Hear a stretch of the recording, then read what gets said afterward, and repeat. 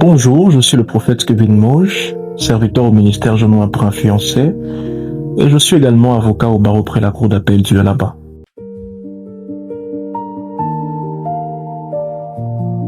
Il est important d'aborder cette question parce que vous devez comprendre ici qu'il n'y a pas que la dimension de la sacrificature, il y a également la dimension de la royauté.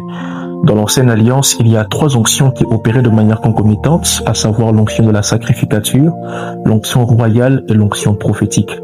Et je crois qu'en ce temps de la fin, le Seigneur dote des enfants de Dieu non seulement de la dimension de la sacrificature, mais également de la dimension de la royauté, afin que les enfants de Dieu siègent à des positions stratégiques, à des positions qui regorgent des décisions qui changent les nations et qui transforment le monde.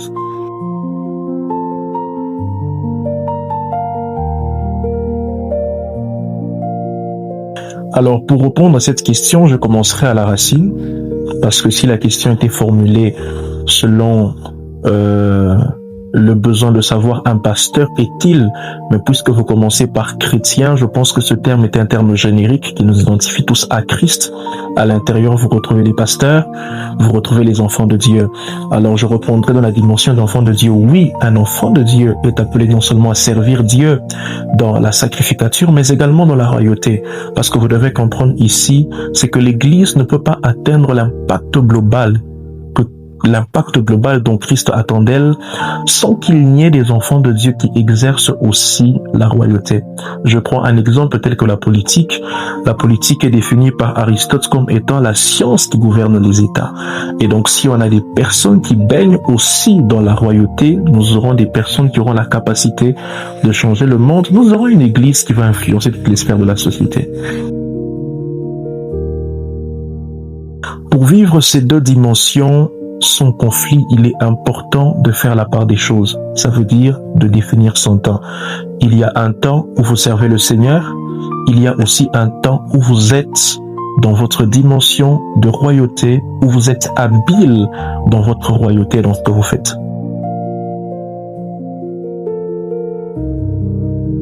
Vous devez comprendre ici, c'est que le travail a toujours eu pour but la vocation. Même lorsque vous regardez le sacrificateur devant le temple, ce qu'il faisait était son travail. C'était toute une vocation.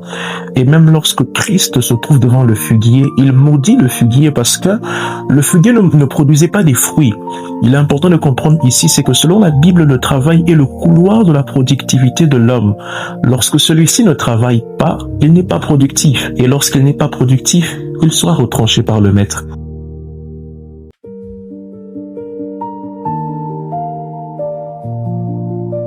Oui, c'est possible de réussir professionnellement tout en restant fidèle à Dieu. Vous avez des exemples palpables tels que Joseph, qui exerçait la sacrificature, mais qui était également roi. Il portait en lui un manteau à plusieurs couleurs.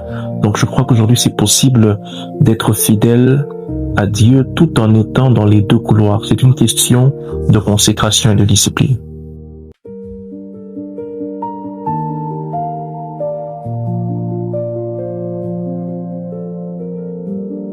Pour concilier les 3, vous devez être capable de définir votre temps et de faire la part des choses. Je pense qu'il y a un temps où vous exercez votre ministère, il y a un temps où vous exercez votre carrière professionnelle, mais il y a aussi un temps où vous manifestez votre foi dans les 2 dimensions. Donc je pense que c'est une question d'organisation, de planning. Vous devez être capable de définir votre temps, de définir les différentes activités que vous avez dans ces différents couloirs.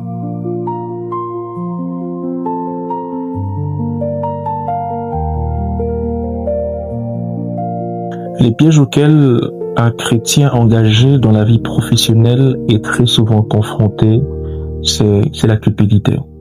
La cupidité, le mensonge, le vol. Parce que vous vous rendez compte d'une chose, c'est que les valeurs qu'un enfant de Dieu porte, qu'un chrétien porte, sont complètement différentes à celles du monde. Et donc le chrétien se retrouve dans un environnement où ce qui est fait comme acte posé sont complètement contraires à ce à quoi il croit au fait. Donc, il y a toujours une confrontation contraire parce que l'enfant de Dieu ou le chrétien a des valeurs qui sont contraires à celles du monde. Et donc, dans ce monde du travail, c'est justement des valeurs du monde qui sont prônées contraires à celles du chrétien.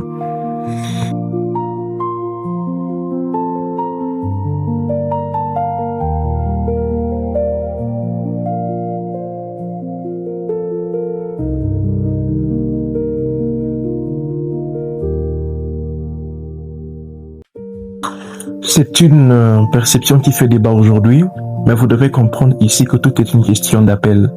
Je crois qu'il y a des personnes que Dieu a appelées à plein temps devant l'autel et dont le Seigneur se chargera de pourvoir à leurs besoins. Mais je crois qu'avec les défis actuels aussi, vous remarquerez avec moi qu'il y a une race nouvelle des serviteurs de Dieu qui sont nés. Vous allez voir qu'il y a des serviteurs de Dieu aujourd'hui qui sont pasteurs, prophètes, mais qui sont aussi dans la politique, qui sont pasteurs, prophètes, qui sont médecins, qui sont avocats, qui sont architectes. Vous comprenez avec moi qu'en ce temps de la fin, le Seigneur a laissé naître une race des serviteurs de Dieu qui portent un manteau à plusieurs couleurs. Et donc c'est vrai, il y en a qui sont appelés à plein temps, mais je crois que la grande majorité aujourd'hui des races des serviteurs de Dieu qui sont là, c'est une race des serviteurs de Dieu qui plongent dans un manteau à plusieurs couleurs. Ça veut dire autant ils sont spirituels, mais autant ils sont aussi dans la carrière professionnelle.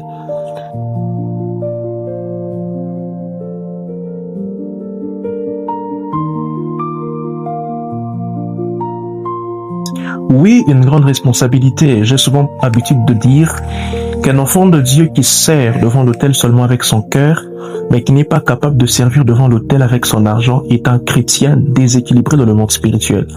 Parce que vous devez comprendre ceci, enfants de Dieu, et même tous ceux qui nous suivent, c'est que la prospérité financière répond à un principe que j'appelle le principe du donner. Celui qui donne est celui qui recevra. Parce qu'en vrai, Dieu ne multiplie que ce que vous lui donnez. Et donc, vous devez comprendre ici que vous avez une grande responsabilité envers votre église et même envers votre pasteur par des actions de grâce, par des semences, par des offrandes, par des dîmes que vous donnez. Toutes ces choses que vous faites, que vous donnez à l'église, contribuent à assurer votre prospérité financière dans le spirituel. Et donc, c'est une grande responsabilité qui nous incombe en tant qu'enfants de Dieu.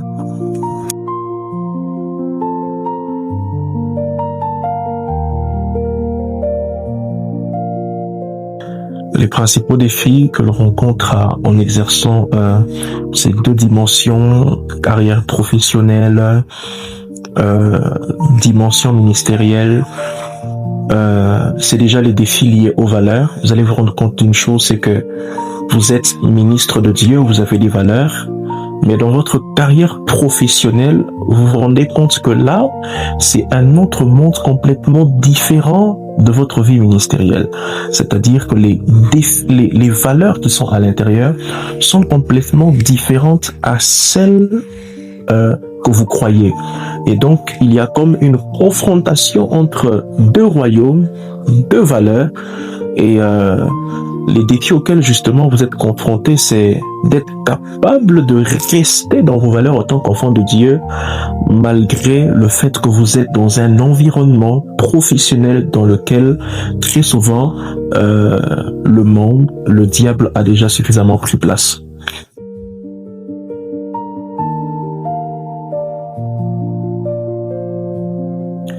Les conséquences, c'est que cette personne peut complètement perdre sa vie avec Dieu. Pour ceux qui sont plongés dans le domaine professionnel, leur travail leur prend tellement du temps qu'ils n'ont pas le temps de servir le Seigneur. Le danger, c'est que ces personnes peuvent perdre leur vie avec Dieu, leur intimité, leur communion avec Dieu. Et c'est le plus grand danger.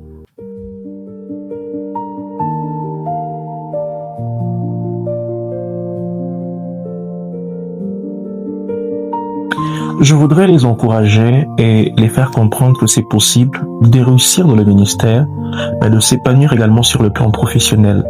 Car je crois que le Seigneur n'a pas imparti en nous que des dons qui servent à l'édification de l'Église, mais le Seigneur a imparti aussi en nous des talents qui ont la capacité de produire de l'argent. Et donc je voudrais les encourager à puiser au plus profond d'eux-mêmes, non seulement pour manifester les dons spirituels, mais également pour exprimer les talents que Dieu les a donnés. Merci.